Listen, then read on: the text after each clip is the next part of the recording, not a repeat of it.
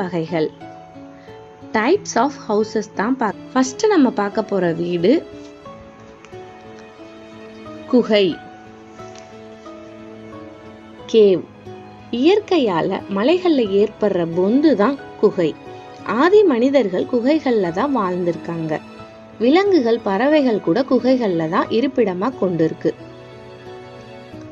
ரெண்டாவது நம்ம பார்க்க போறது குடிசை வீடு ஹட்.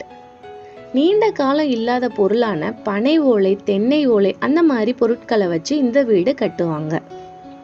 இது மனிதனால உருவாக்கக்கூடிய வீடு. ஆனா இது நீண்ட காலம் இருக்காது. மூணாவது நம்ம பார்க்க போற வீடு ஓட்டு வீடு டிரைவ் ஹோம்.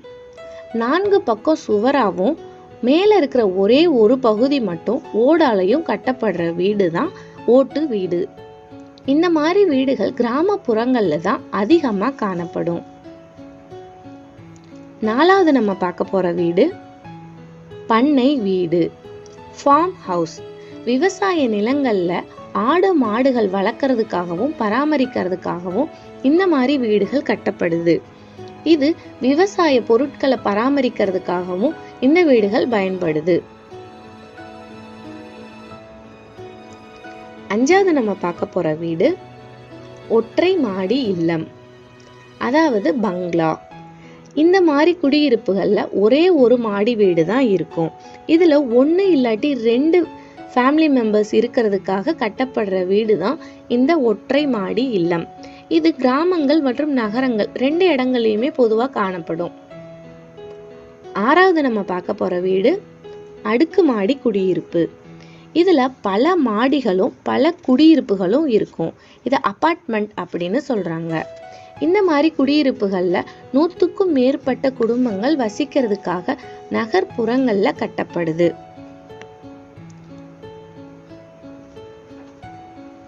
ஏழாவது நம்ம பார்க்க போற வீடு நாட்டு மாளிகை வில்லா.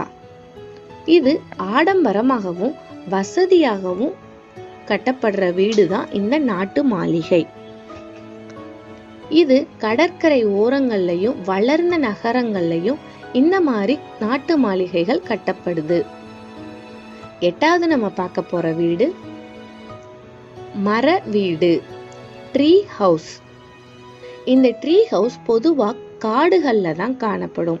விலங்குகள்ல இருந்து பாதுகாக்கிறதுக்காக இந்த ட்ரீ ஹவுஸ் மர வீடு கட்டப்படுது. இது மரங்களுக்கு மேல மரக்கிளைகளை அடிபாகமா கொண்டு மர கிளைகள் வச்சு இந்த வீடு கட்டுவாங்க.